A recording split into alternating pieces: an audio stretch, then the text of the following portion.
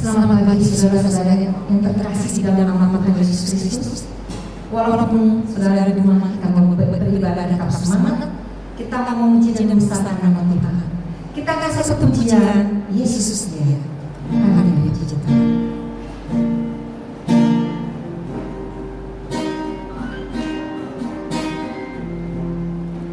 Haleluya, Yesus Tuhan.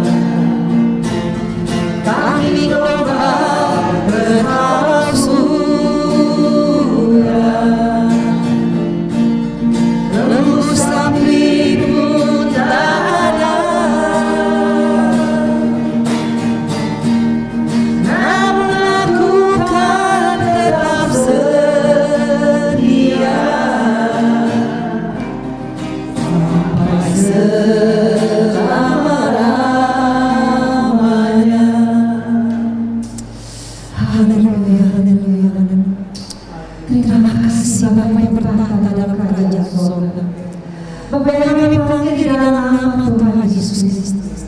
Terima kasih Bapak untuk menyertai sepanjang hari ini. Sungguh Bapak, Engkau Allah yang baik, sangat baik dan amat baik. Allah yang disembah dalam roh dan kebenaran. Kami percaya Tuhan, kami tidak pernah takut, sebab Engkau selalu menyertai kami ya Bapak. Kami percaya Tuhan, apapun yang terjadi dalam kehidupan kami, Engkau maha tahu ya Tuhan. Engkau maha kuasa Tuhan, dan kasih yang tidak pernah habis-habis dalam kehidupan kami ya Bapak. Dimanapun kami berada, Engkau ada Tuhan. Kami aman dan berlindung ya Bapak. Kami serahkan Tuhan segalanya dalam tangan Bapak. Ibadah kami ini Bapak, dan amal pertengahan yang akhir. Di dalam nama Tuhan Yesus Kristus kami mengucap syukur. Haleluya, puji Tuhan. Amin. Kita akan saja pujian, mari semua. Haleluya, puji Tuhan.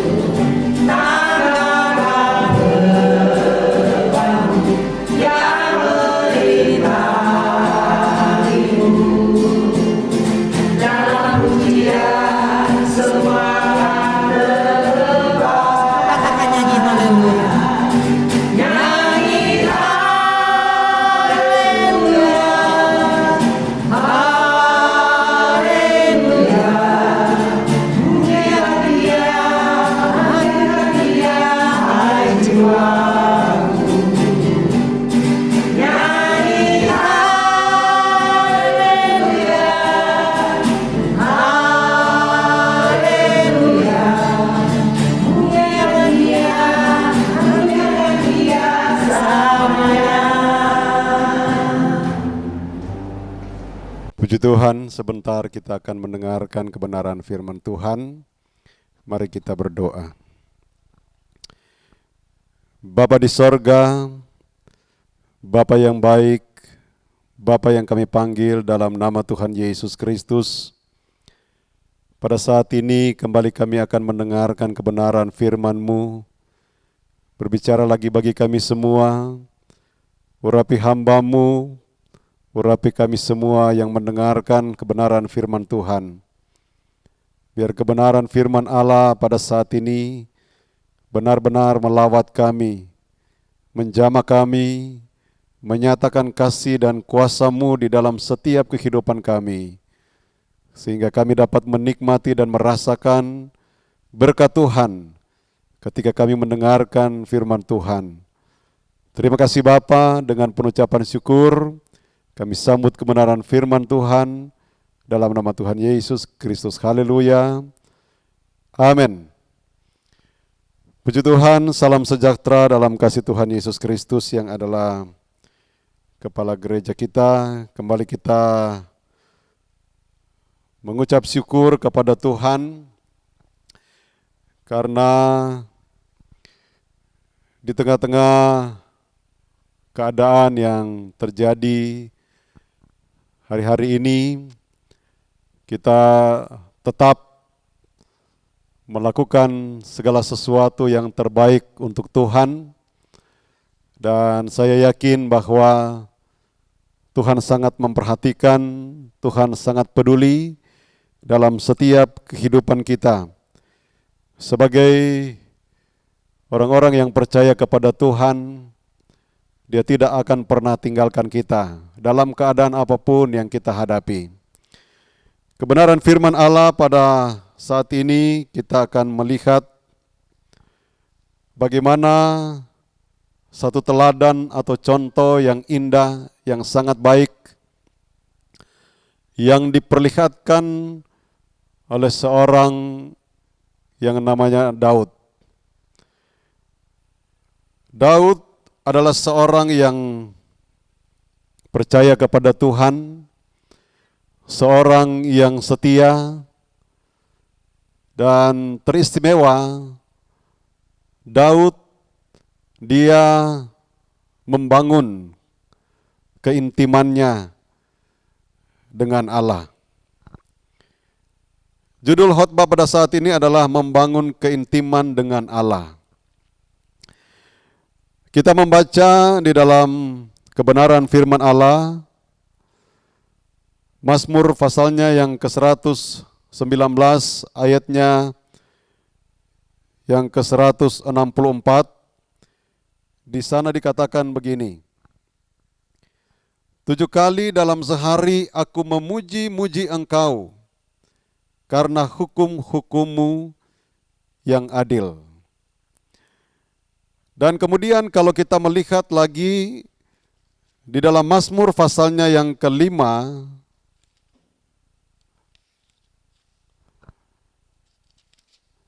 ayatnya yang ke-4, di sana diungkapkan bagaimana seorang Daud dia mengatakan, Tuhan, pada waktu pagi Engkau mendengar seruanku. Pada waktu pagi aku mengatur persembahan bagimu, dan aku menunggu-nunggu. 2 ayat yang kita baca ini menunjukkan bahwa Raja Daud adalah seorang yang ingin sekali membangun keintiman dengan Allah, dengan Tuhan. Dan ini adalah merupakan satu hal yang sangat penting dalam kehidupan seorang yang percaya kepada Tuhan. Mengakui Allahnya sebagai Allah yang baik, Allah yang dahsyat, Allah yang luar biasa, Allah yang besar.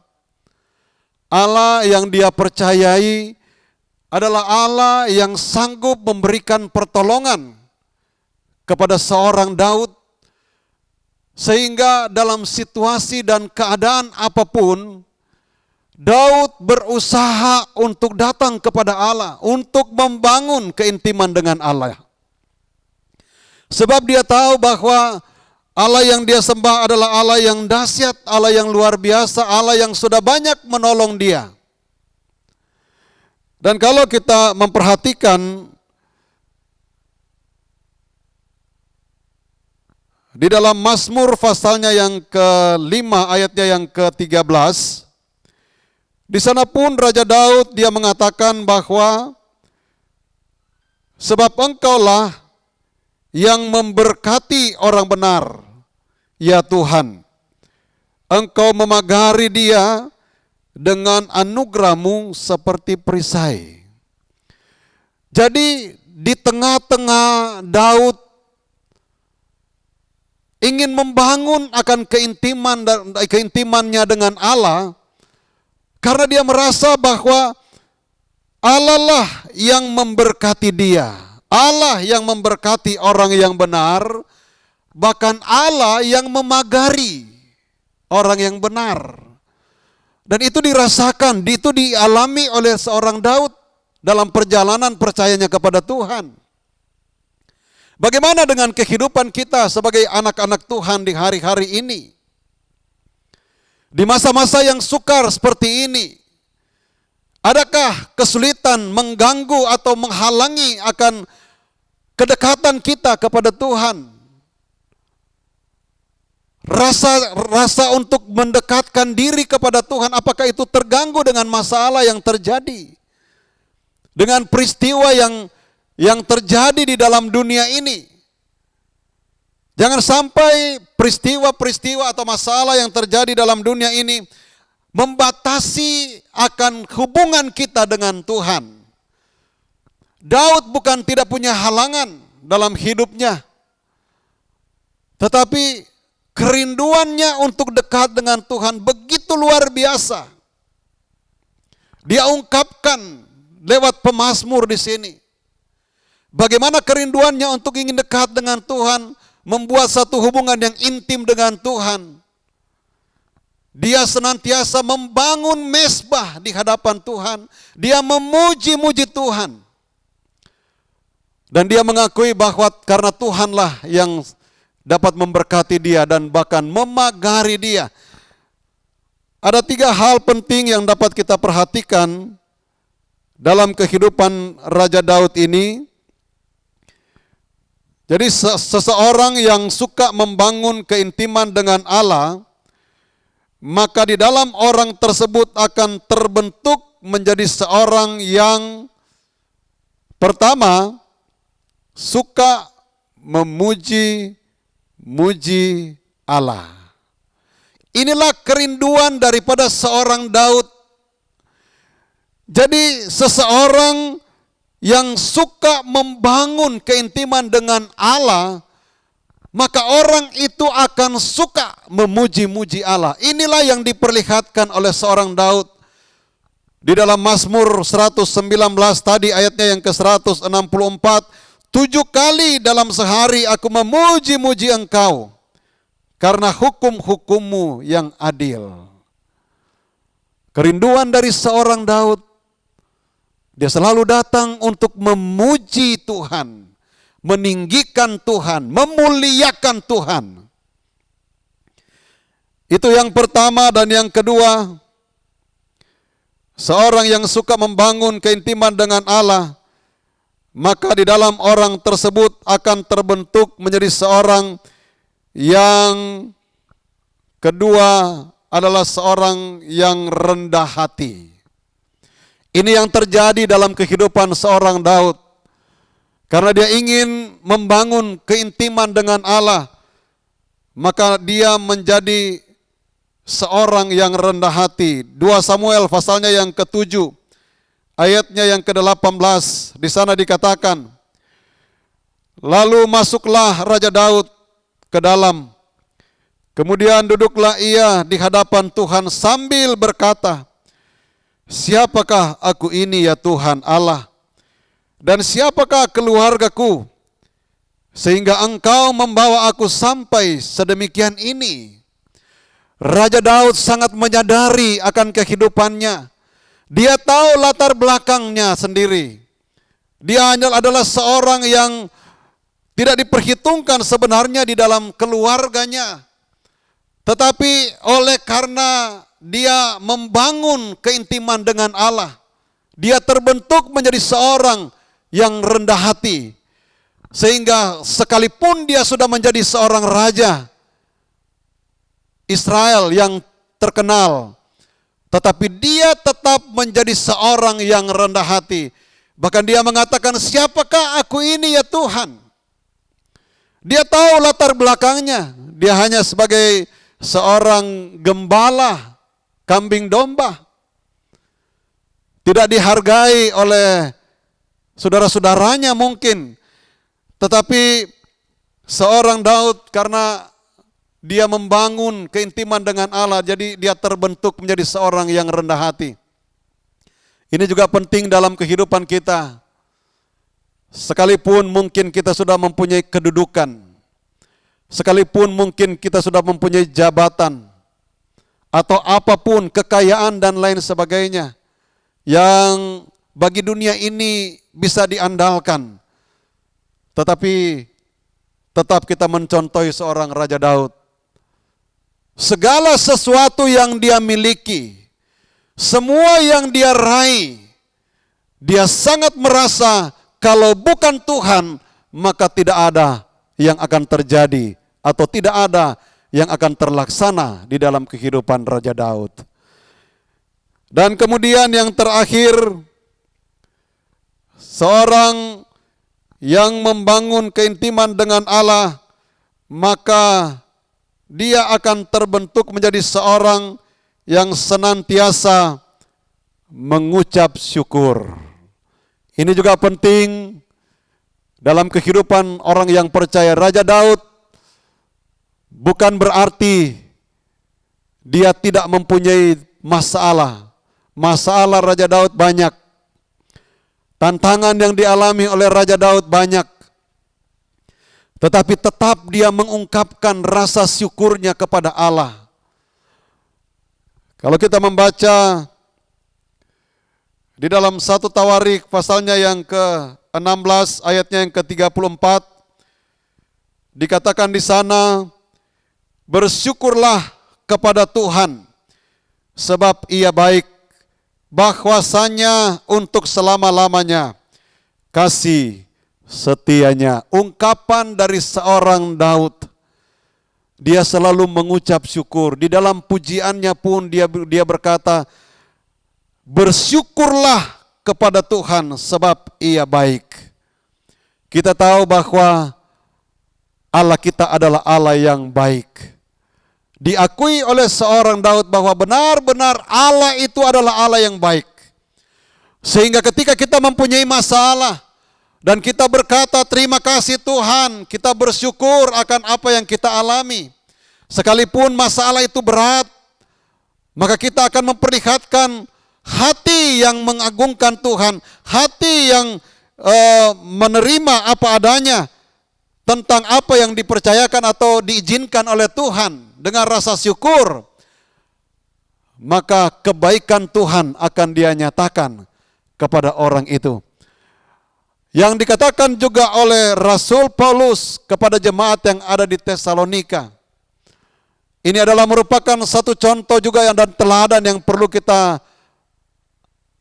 lakukan. Di dalam 1 Tesalonika pasalnya yang kelima ayat 18, mengucap syukurlah dalam segala hal, sebab itulah yang dikehendaki Allah di dalam Kristus Yesus bagi kamu. Kita bersyukur kepada Tuhan.